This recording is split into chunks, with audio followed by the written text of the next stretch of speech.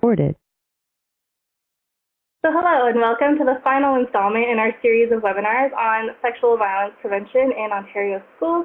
This webinar series is part of OFIA's Campaign Messengers Taking a Stand initiative, a school-based approach whose goal is to build the capacity of students and educators in Ontario to be leaders in their schools in addressing the root causes of sexual violence and harassment through the promotion of healthy relationships, consent, and equality. This is the last in a series of 3 webinars. So our previous 2 webinars were presented by Alex Duffy from Egal Canada Human Rights Trust and Véronique Church-Duplessis from White Ribbon. Today we are very excited to have Julie Lalonde, Project Manager of Draw-The-Line, with us to break down some of the statistics and introduce you to the Draw-The-Line.ca campaign, a free and useful tool for breaking the silence on sexual violence. Welcome, Julie. Thank you. So if folks have questions throughout, feel free to put them in the chat box, and I might answer it right away, or I might wait until the end depending on where I'm kind of at in the flow. And I'll make sure to leave some time at the end if folks have general questions about the campaign or something that you are hoping that I would cover that I didn't. So reminder that, yeah, the campaign is Draw the Line. It's draw-the-line.ca. That's us on social media if you're active on social media as well. And the reason why our campaign came to be is because violence against women remains a critical issue in Ontario. Just some statistics to really kind of set the stage about not only the reality of sexual violence, but the intersectional analysis that I think is really key to understanding this issue.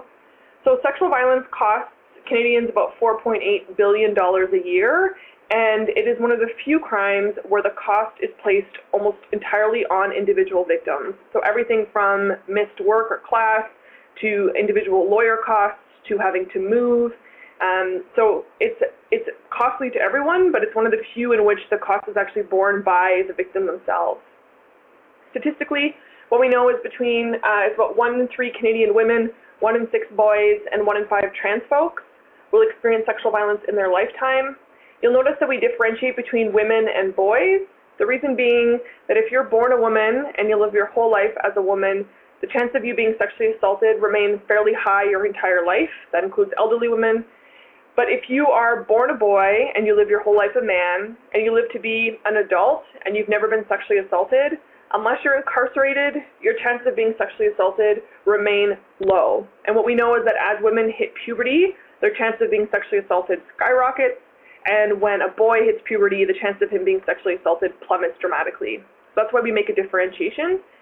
I've been working in this sector for over 10 years. I did frontline work for 9 years with survivors. And all of the men that I've worked with in my career were all survivors of childhood sexual abuse.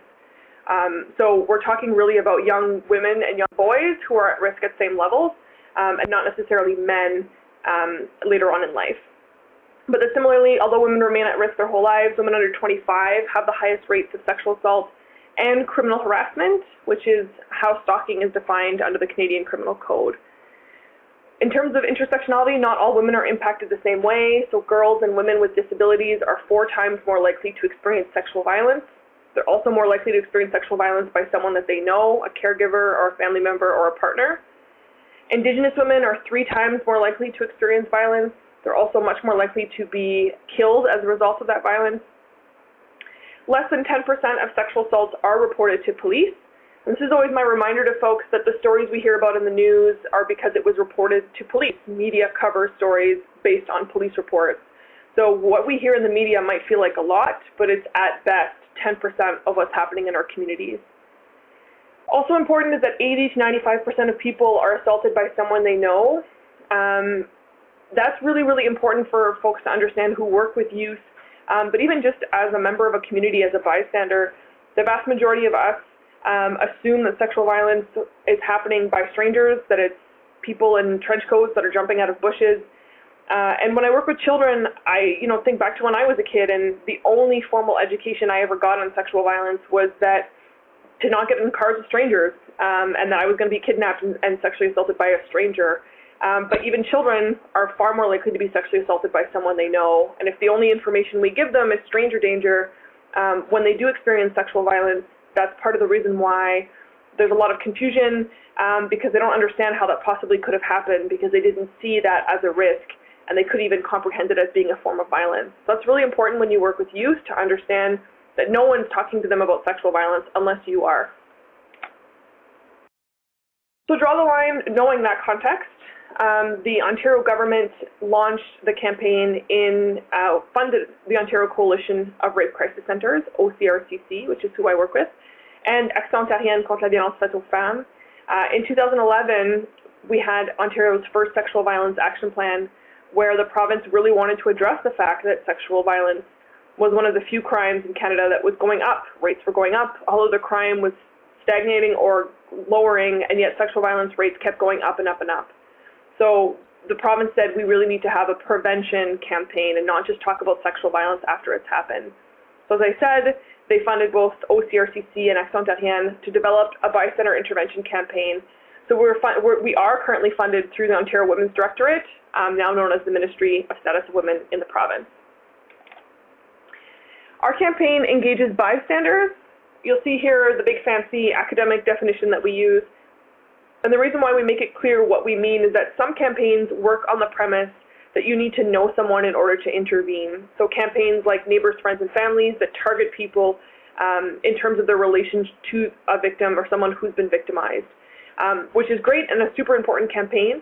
But our campaign we got the clear directive that it was meant to engage absolutely everybody.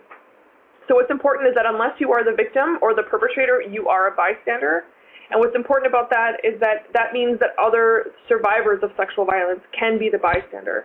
And what's really important to take that into consideration when you talk about what it means to intervene, because if I'm someone who has experienced sexual violence, I might be triggered, or it might be scary for me to intervene because it's too scary for me to think about it happening again, versus someone who's in a privileged position, who's maybe never experienced violence, who doesn't view intervening with the same level of risk.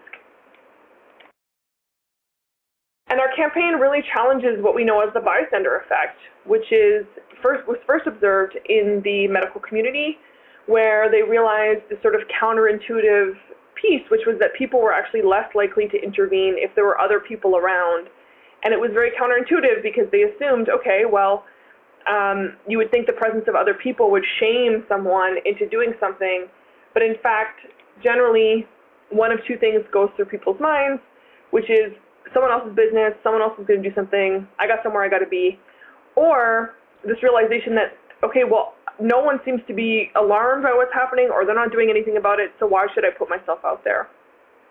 But what's really important to understand about sexual violence is that it is a crime and a form of trauma that is rife with myths and stereotypes.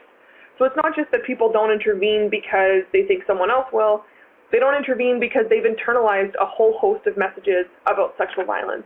The idea that women who drink, women who dress a certain way, women who flirt with men, women who party hard, women from certain neighborhoods, women with quote-unquote reputations, that they're the only people who get sexually assaulted and therefore they had it coming.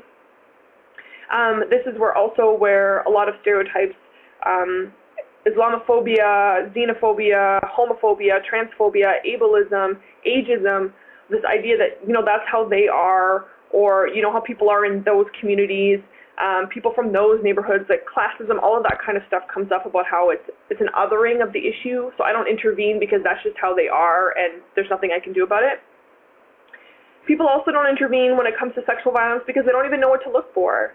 So there's a famous case in the United States in a small community called Steubenville, Ohio, where a young woman was sexually assaulted, was intoxicated at a party, passed out. People literally carried her from party to party, sexually assaulted her, and took selfies of themselves doing it.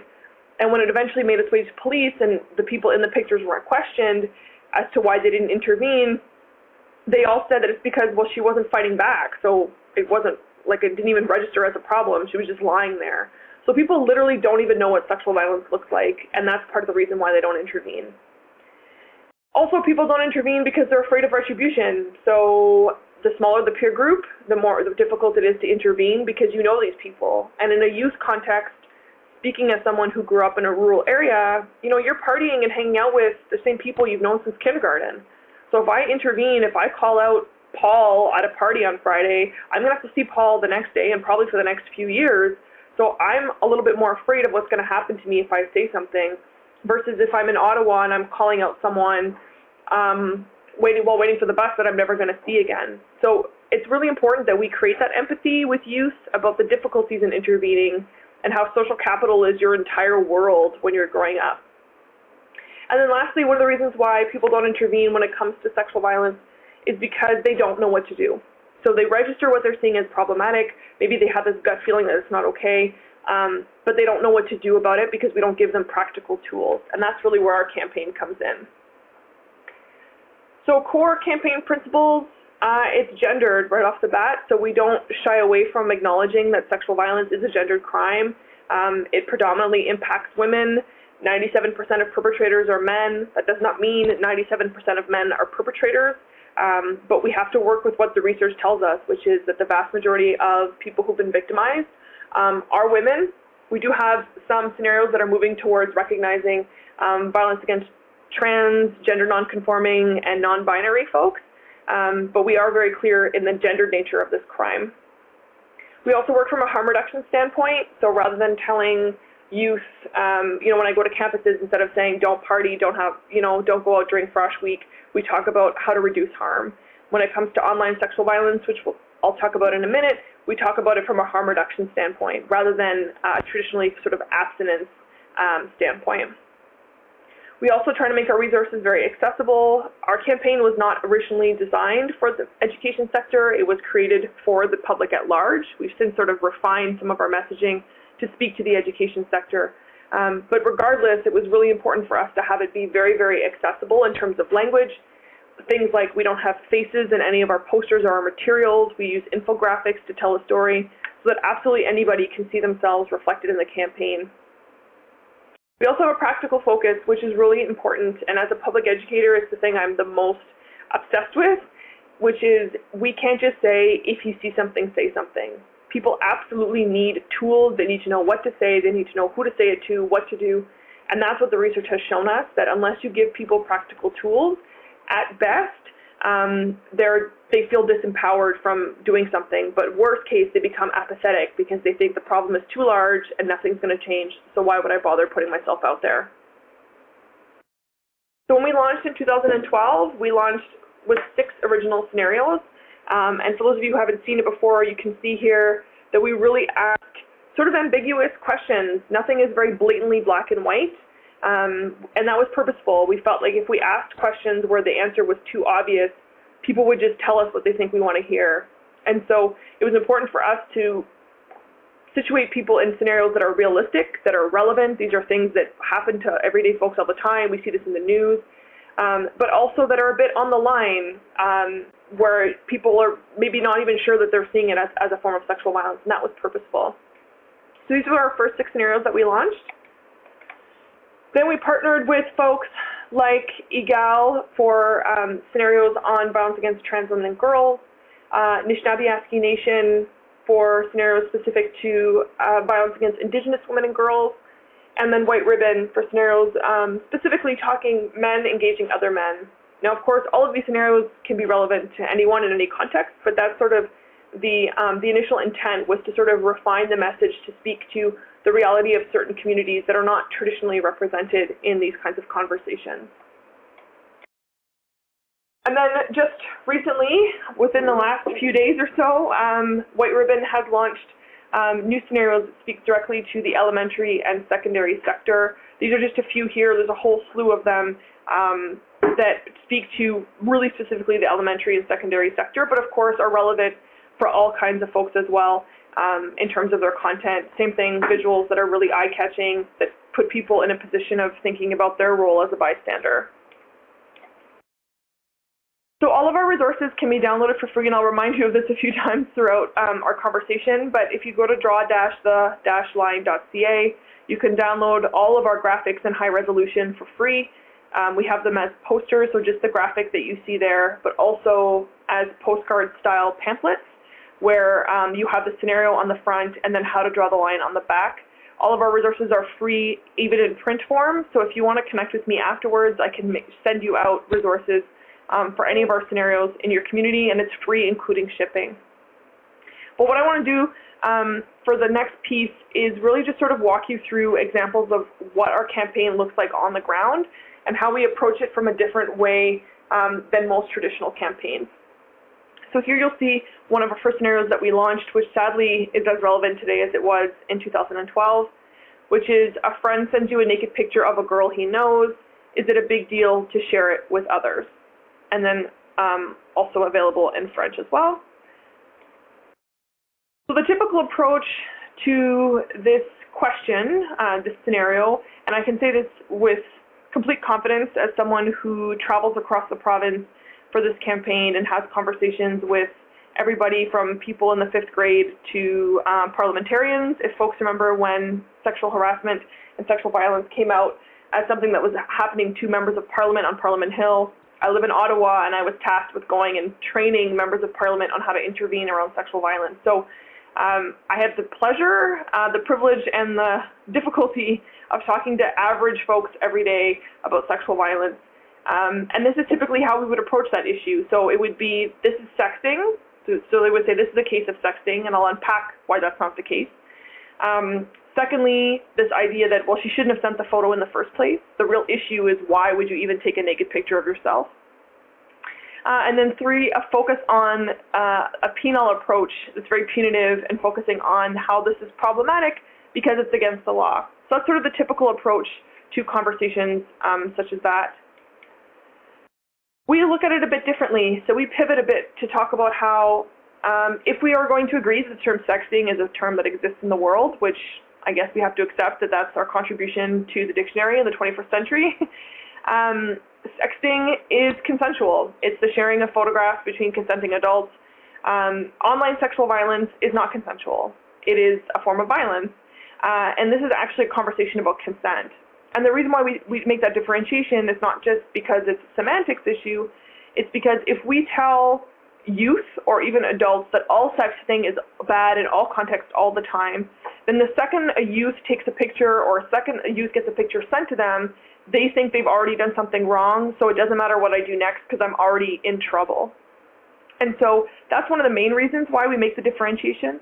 But secondly, it's because we want to reinforce that it's an issue of consent. This is a problem because she did not consent to you seeing her photo, and you know that. And the difference between sexting and online sexual violence is the difference between sex and sexual assault. And we need to be talking about the role of consent. Secondly, the photo already exists, so hammering home that she shouldn't have taken the photo in the first place is literally not helpful. The photo already exists. We can't go back in time. What do we do now? And what's important about that as well is even for youth who would never, in any context, send a naked picture of themselves, they don't like it, it makes them uncomfortable, they still have a role to play in this conversation. And then when you just focus on don't take pictures, you're tuning out the vast majority of people in the room who are going to be a bystander. And that's really what's important for us, is focusing on the core issue, which is this is an issue because it's bystanders. It's someone who took it, sends it on to someone else, who then sends it on to someone else. Things don't just go viral on their own. Our response is also to talk about how this is an issue of, as youth would say, like feeding the trolls. People take pictures of their girlfriends or their partners or classmates, and they circulate them because they get the reaction that they're looking for. And when we focus on the reaction and changing the reaction, that's when we see a change. And so when we tell people, there's an incentive for that person to take their girlfriend's picture and circulate it because he gets social capital, we get to make fun of her, we get to shame her. But if there's no incentive for him to do it, why would he keep doing it? And then lastly, we talk, this is where I talk a lot about lateral violence, so women and girls being cruel to other women and girls whose photos are circulating. And so talking about how, if your friend's photo's circulating through the school, even if you would never have taken a naked photo of yourself, it's still really important that you support her, that you ensure that she gets support, that she gets help, even if she makes decisions that you don't agree with or that were different than your own decisions. And then we talk about the practicality. So we don't just name no youth in Ontario is like, their minds are blown by the existence of sexual violence online. They know it, they're living it every day. So what they need are tools. So we talk about, don't send it on to other people. That's imperative. If you can avoid it, don't look at the picture in the first place. If someone sends you a link or go look up this thing, don't do that. That we're going to solve this problem by not feeding the trolls. So it's important that you have a conversation with your friend about how it was inappropriate of them to send that picture. Like, this is super awkward now. That's your girlfriend. I know her, or this is a classmate of mine. And we really need to end the incentive that they currently have, which is if I do this, people are going to give me props. We need to really nip that. Also important is that if you know the person in the photo, you need to tell them, yes, it's super awkward, but it's already awkward. So just, lean into the awkwardness and have a conversation with her. Maybe she doesn't even know that her photo is circulating, and maybe she's humiliated and she does know, and she just wants to know that someone supports her in getting help and in reporting it. And then lastly, absolutely report it. We talk about the legalities. We talk about child pornography laws in Canada. We talk about Bill C-13. But also important is that simply reporting it is not enough. If you then go back to class and tell everybody, oh my God, did you know that Julie's picture is circulating through the school? Like, what a slut. Oh my God, that's so funny. And talking about how the rumor that a photo exists can be as damaging as the photo itself.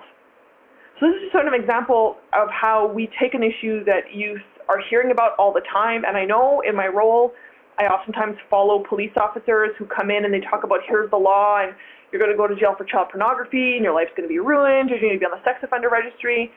And we know that that does work for some folks. I would say even myself, there was no social media when I was in school, but if there was and a cop had spoken to me in that way, that would have set me straight, because I was, the small minority of people that was a super keener who didn't want to get in trouble.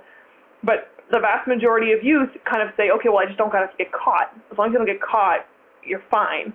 Rather than having the larger conversation about how does this even happen in the first place, and that this isn't just bad because it's against the law, it's bad because you're harming another human being, and really ending the incentive for this to continue. So I'm just going to walk you through one more scenario and then open it up for questions. So alcohol-facilitated sexual assault, huge issue. We have a number of scenarios that talk about it, everything from in a bar context to parties. I come from a rural area, as I said, where regardless of how old you are, you're partying at people's houses, you're having bush parties, you're not going to bars. So we do have questions specific to the bars, but we also have these two scenarios here which speak to rural folks and to youth. And the typical approach to talking about alcohol-facilitated sexual assault is, this is why you shouldn't drink. You drink and something bad is going to happen to you, that these things are inevitable, that there's no way to interrupt that. The second you drink, something terrible is going to happen to you. But then there's a gender component that I think we really need to be honest about, that I can tell you every September when something happens on a campus, I get a call from the media saying, the issue is young women binge drinking on campuses and women going to bars thinking they can drink like men, and this is why there's all these rates of women being sexually assaulted. So there's really onus put on women that their drinking and being intoxicated is what put them at risk, and therefore it's their fault. Had they not been drinking, they wouldn't be in that position. But also a sort of a boys will be boys attitude, where women who are intoxicated brought it on themselves, but men who are intoxicated are absolved of responsibility because he was just drunk, or he's not a bad guy, he's just like that when he drinks.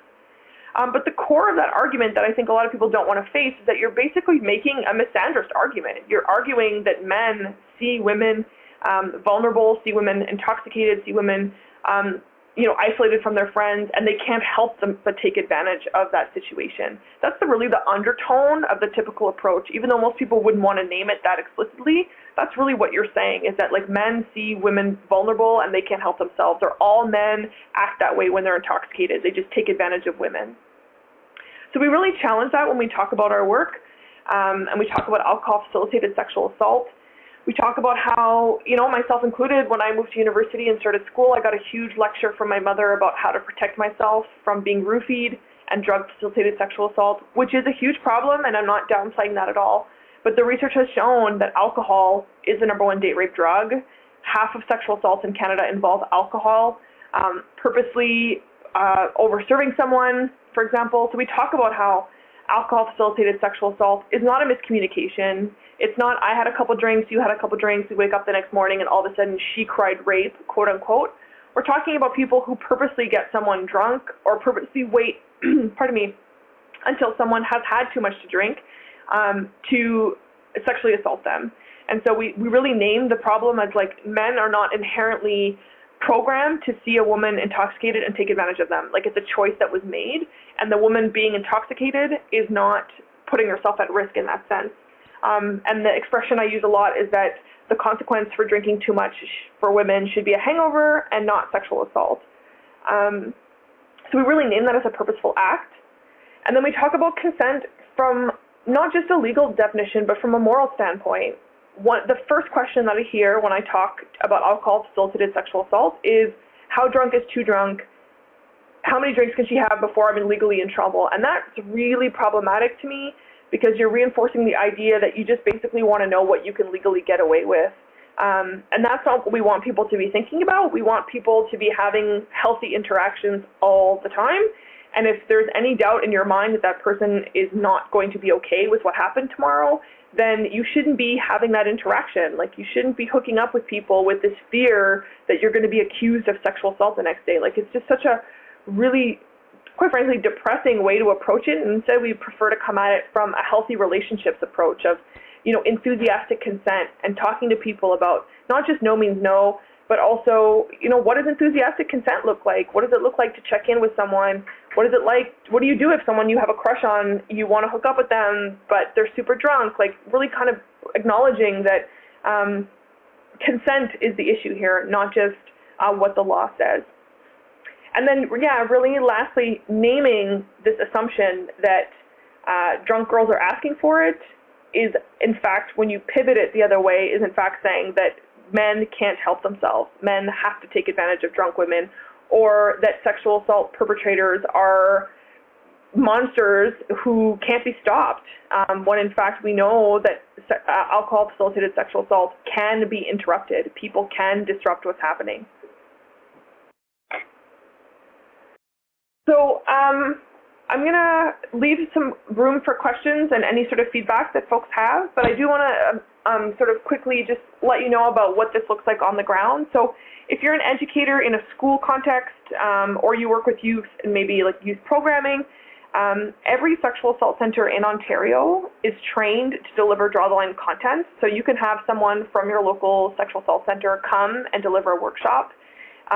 If you prefer to have someone out of town, I know in rural communities in particular, it's more of an incentive to have someone from outside the community. You're more likely to have people kind of get excited about it.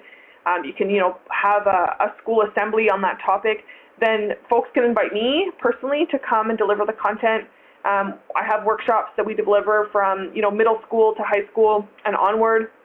It's free. All folks have to do is pay for my travel if you want me specifically to come. I'm based in Ottawa. But otherwise, your local sexual assault center are trained to deliver this content. And they also have the advantage of being counselors and being able to bring frontline workers.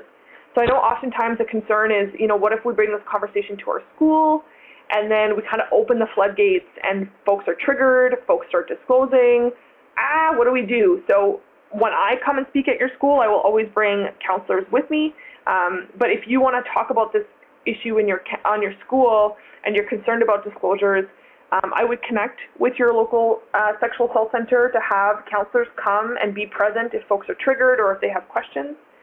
And all of our scenarios, as I said, can be downloaded for free off our website. We also have YouTube videos, some learning guides to find ways to sort of activate it in your school. And of course, OFIA is always a great resource. So that's my information there if folks want more information or they want to get print resources sent to them.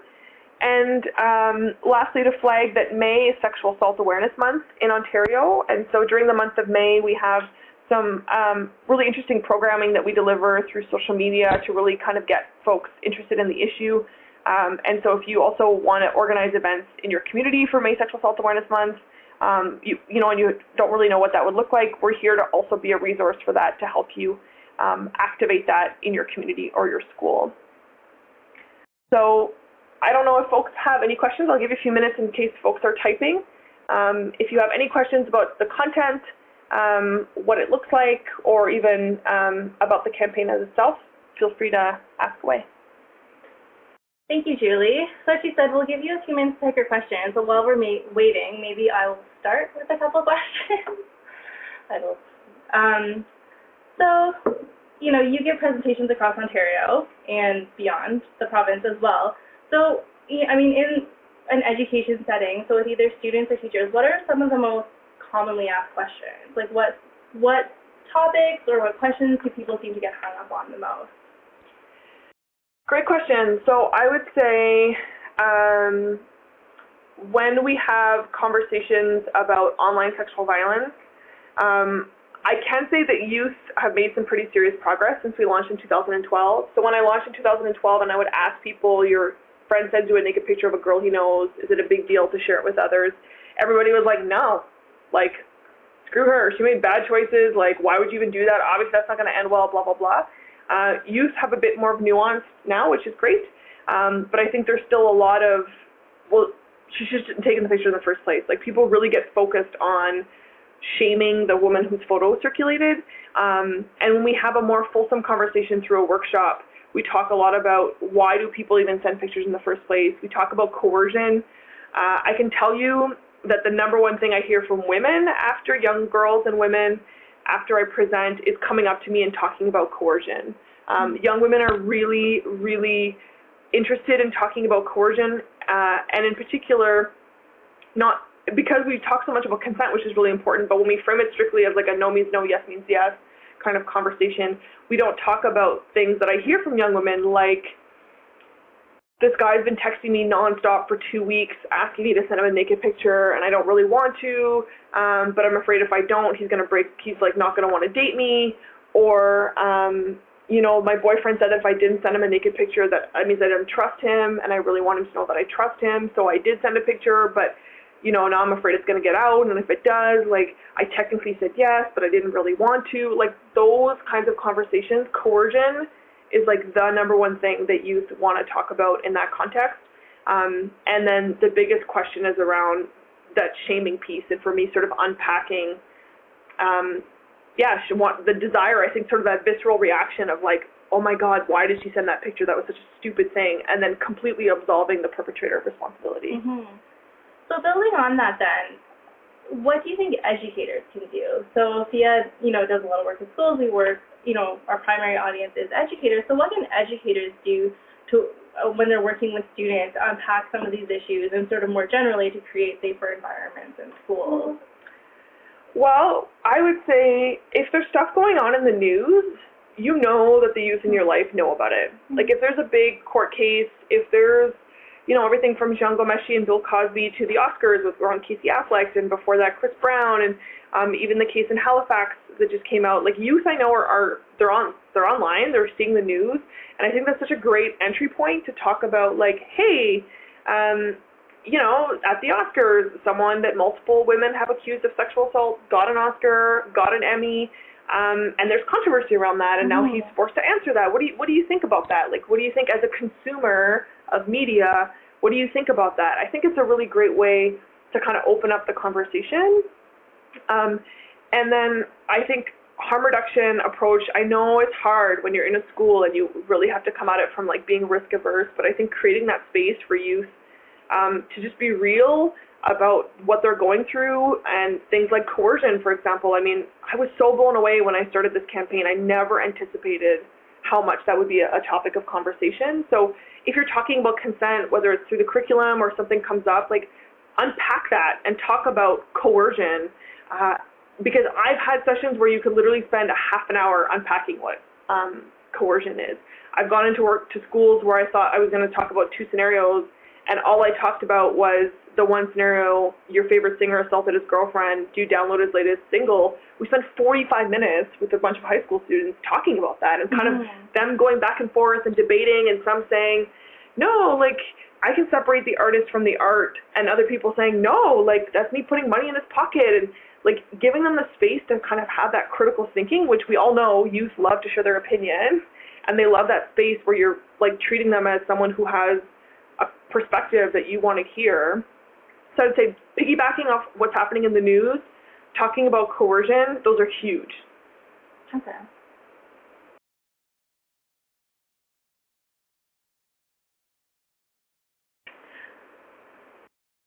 Because I'm just going to read out the question for folks. So I got a question asking me if I have any tips for breaching the topic with elementary students specifically, any of the scenarios that tend to lend particularly well to younger students. So great question. So if you head to our website, we just launched new scenarios with White Ribbon that are very specific for the elementary sector. And you'll notice some of the scenarios look like duplicates, but it's because some of them are geared, the same scenario is kind of worded differently if you're in the elementary or the secondary sector. So I would say that's a great place to start. Everything from, you know, even your friend sends you a naked picture. I mean, I've had that conversation with students in grade 5 and 6, and some of them had already taken photos, as horrifying as that might be.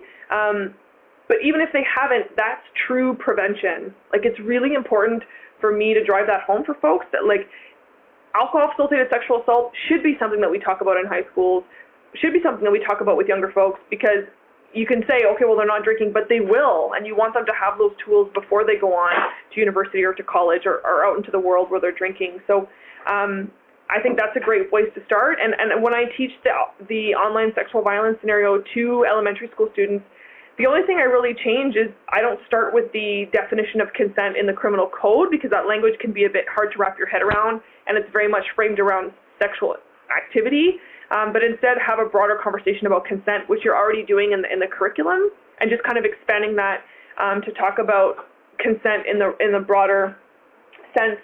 But I would say that online sexual violence, not new for youth.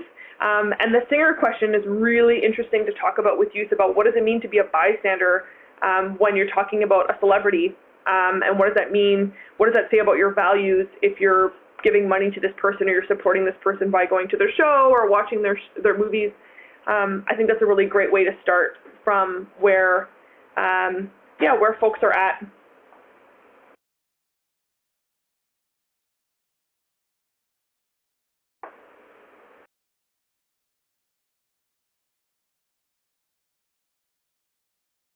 And just a reminder to folks that you can download all of our scenarios for free. So if you want to just start a conversation in your classroom, you can download a graphic, or you can and print them, or you can download it and put it up on a slide and just kind of get people going. I mean, honestly, I don't know any youth that doesn't want to spend time and time talking about their consumer choices, and it's such a great entry point for getting them to think about what the music you listen to and the movies you watch says about your values and ending sexual violence.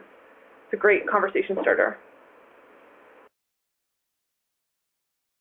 All right, so just before we wrap up here, any final key messages that you would like educators to take back with them from this presentation or from Draw the Line in general? I would say that if you're having this conversation with the youth that you work with students, thank you. We need to be having this conversation with everyone and everyone. It's really, really important for me, as someone who works with every sexual assault center in the province, the amount of violence and trauma and harm that could be prevented if we were just brave enough to have these conversations, and to do them the right way. So fear-mongering, we know it doesn't work. Framing this idea that, like, it's up to women to protect themselves, I really encourage you to flip that on its head and say that you're encouraging the idea that men are predatorial. And I really think that, what message are you sending men when you the young men in your classrooms, or the young men that you work with, when you say that, you know, it's up to women to protect themselves? What are you saying about the men in that room? And really kind of thinking about it that way. It's brave and it's difficult, and I know it's hard when you're in a school system in particular and you feel like there's just so many parameters around what you can and cannot say. But these kinds of conversations are life-saving for folks. And what we know is that true trauma-informed care means not shying away from the issue and saying, oh, we just don't want to talk about it because it's going to upset people, but really kind of leaning into the idea of creating a safe space for people to open up and talk openly, and be prepared to hear what you don't want to hear. I think that's sort of a big one, is, you know, if I go in there and every single question I ask youth, they give me the right answer, I know they're telling me what they think I want to hear. And it's really important for youth to say, you know what, I'm probably going to keep listening to that music if it's my favorite artist. And, you know, I'm not going to call the cops on my best friend if he sends me a picture of his girlfriend. Like, I know it's child pornography, and I know I need to call the cops, but that's my best friend. Like, I'm not calling the cops on him. And we need to create space for youth to be honest about that so that we can challenge it. And so just continue to be brave in the work that you're doing. And thank you from those of us who work with women and men and trans folks who've been traumatized. Like, thank you for taking on true prevention. It's such a gift to the rest of our sector that you're willing to do that work. All right, so if there's no more questions, we'll wrap up. But thank you, Julie, so much for that presentation. That was really great. We would ask that before you go, please do take a minute to fill out the evaluation form. We've added the link to the chat box there. And if you do have questions or want to follow up, feel free to contact us at OFIA or Draw the Line directly with and ask your questions. Thank you, and have a great evening, everyone. A chairperson has ended this conference. You will now be disconnected.